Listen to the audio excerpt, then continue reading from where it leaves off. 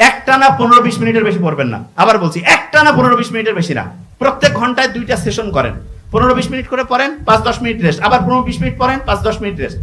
এই যে 2টা সেশনের মাঝখানে 5 থেকে 7 মিনিটের একটা রিভিশন দেন। তার মানে 2 দিকে যা কিছু পড়লেন মাঝখানে স্যান্ডউইচের মতো রিভিশন দিলেন। রিভিশন দিলে পড়াটা শর্ট টার্ম থেকে লং টার্ম মেমোরিতে রিজার্ভ হবে। এটা রেগুলার করবেন। রাতে ঘুমানোর আগে চিন্তা করবেন যাইটা চাইছেন সেটা হয়ে গেছেন, এবং সারাদিন যা পড়ছেন রিভিশন। কেন? কারণ রাতে খেয়াল আছে একটা অ্যাপ্রোপ্রিয়েট প্রিপোজিশন বলছিলাম, অ্যাট। এতে কোন ওয়েভ? টিতে কোন ওয়েভ? দেখছেন ব্রেন কিভাবে কাজ করে? ওই আলফা থিটা ওয়েভ ঘুমানোর আগে অ্যাক্টিভ হয়ে যায়। ওই সময় সাবকনসিয়াস মাইন্ড। আর ওই সময় আপনি কি করেন? মোবাইলটা নিয়ে সারা দিনের খবর, কে কার সাথে মারামারি, ধ্বংস। কেন রে বাবা? সারা দুনিয়া যাক, আপনার কাজ আপনি করেন। আমি বেশিরভাগ ক্ষেত্রে নোবেলের কাছ থেকে তথ্যগুলো পাই। ও একটু বেশি টাইম দেয়, আমি বারবার করে আর টাইম দিস নাই, মানে ওকে আমি বারবার বলি একটু দেখে, মানে দেখে বলতে হচ্ছে মোবাইলে দেখা যায় মেসেজ টেসেজ একটু ইয়া করে। আমি বলছি একদমই এটা 1 তারিখ থেকে একদম বাতিল করে দিব, লোক নতুন আরো নিয়োগ দিয়ে বাদ। কারণ ওগুলা দেখলে নেগেটিভ। বড় বড় খবর আমি দেরিতে জানি। কেন?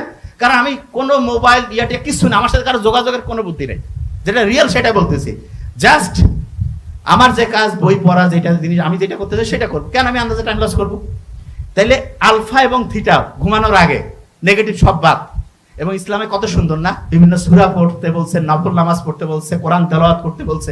ওই সময় যে ঘুমাইতে যায় কি অসাধারণ ঘুম হবে। ব্রেনটা পরিষ্কার করে ফেললাম, তারপরে একটা ব্রেন রিজার্ভ, ব্রেন হচ্ছে রিচার্জ হইলো, তারপরে সকালে ঘুম থেকে উঠে ওই সময় আবার আলফা থিটা ওয়েভ। এবং ওই সময় যদি একটু পড়ি, ওই সময় একটু যদি রিভিশন দেয়, ব্রেনটা চাঙ্গা হয়ে কাজ করবে। প্রত্যেক ঘন্টায় 2টা 15-20 মিনিটের সেশন, মাঝখানে একটা রিভিশন। রাতে ঘুমানোর আগে রিভিশন, সকালে ঘুম থেকে উঠে রিভিশন। তার সাথে কি করবেন সেটা বলি। যখন পড়তে যাবেন, বইয়ের লাইন আছে না, বই যে পড়তেছে, অনেকে পড়ার সময় লাট বাহাদুর আছে চুপ করে। নো, একটু অ্যাক্টিভ হইতে হবে। মুভমেন্ট হইলে ব্রেইনের অ্যাক্টিভিটি বাড়ে। কিরকম? আপনি মনে করেন এটা হচ্ছে আপনার পৃষ্ঠা বইয়ের, এখানে আপনি বের করলেন, করে আপনি এরকম করে হাত টাচ করে করে পড়বেন, টাচ করে করে টাচ করে করে আজকে পড়বেন। আজকেই আপনার 50% পড়ার গতি। 40 মিনিটে যেটা পড়া পড়তেন আপনি, ওইটা দেখবেন 20-25 মিনিটে হয়ে গেছে। কেন? কারণ যখনই আপনি এরকম করে টাচ করে করে যাবেন, তখনই আপনার ব্রেন কি হবে জানেন? অ্যাক্টিভ হয়ে যাবে, এবং চোখ সাথে সাথে ঘুরাবে, এবং দেখবেন পড়া খুব ফাস্ট হয়ে যাবে। বুঝতে পারছেন আমার কথা? আচ্ছা, এরপরে কি হয়েছে? ব্রেইনের পানি যেটা আছে 5% যদি পানি কমে যায় 5%, তাহলে 25% ক্যাপাসিটি কমে যায়। যে ভাই কি বলতেছেন? 25। অনেকে যে মাথা ব্যথা করে না পড়তে গিয়ে, ব্রেনে পানি কমে গেছে, পানি খান। ব্রেনের মধ্যে অক্সিজেন কমে গেছে। বুক ভরে শ্বাস না, একটু ভালো লাগবে, ভালো লাগতেছে না? 100% ভালো লাগবে। কেন? কারণ একটা ফ্রেনিক নার্ভ আছে, ওইটা হচ্ছে অশান্ত নার্ভগুলোকে শান্ত করে। একটা নার্ভ যদি শান্ত হয়, লক্ষ লক্ষ কোটি কোটি নার্ভ মুহূর্তের মধ্যে শান্ত। আপনাকে আমি একটা ফর্মুলা বলি, যেটা আমি অনেক জায়গায় বলছি, আবার বলছি। আপনার জীবনের যে পরিস্থিতিতে থাকেন, আল্লাহর কাছে 2 রাকাত নফল নামাজ পড়ে সেজদায় আপনি একটু কানলেন, এটা একটা। তার পরে যে কাজটা করবেন,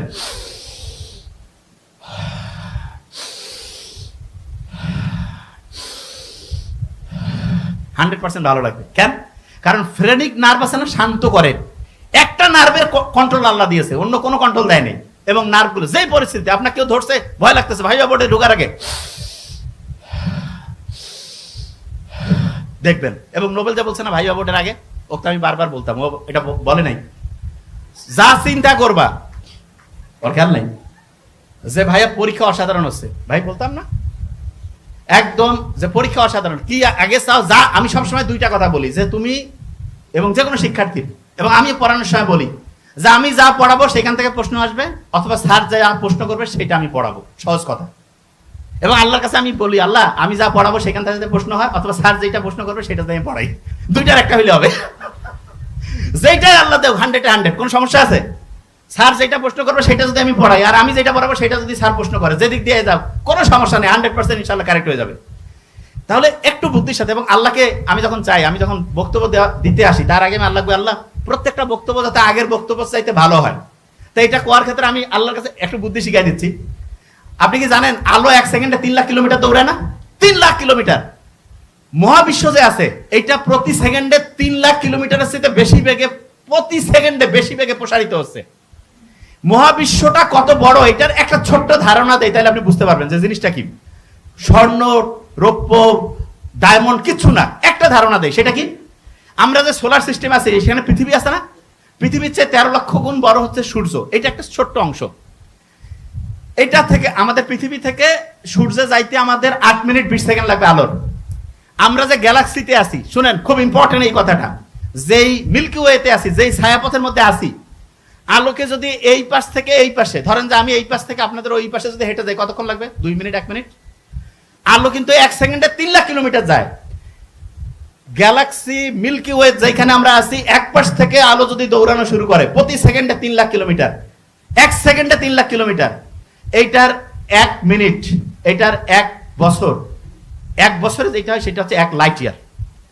আলো এরকম দৌড়াচ্ছে, 1 বছর গেল, 10 বছর গেল, 100 বছর গেল, 1000 বছর গেল, 10,000 বছর গেল, 1 লক্ষ বছর গেল। 1 লক্ষ বছর যখন যাবে তখন আলো এই পাশ থেকে ওই পাশে যাওয়া শেষ হবে। এইটা হচ্ছে আমাদের গ্যালাক্সি যেখানে আমরা থাকি। আচ্ছা, এইরকম গ্যালাক্সি, এইরকম ছায়াপথ মহাশূন্যে, মহাবিশ্বে কতগুলো হইতে পারে? আইডিয়া কত হইতে পারে? শোনেন, কত? 100টা হবে? 1000, 1 লাখ, 10 লাখ, 1 কোটি, 10 কোটি, 100 কোটি, 1000 কোটি, 10,000 কোটি, 1 লক্ষ কোটি।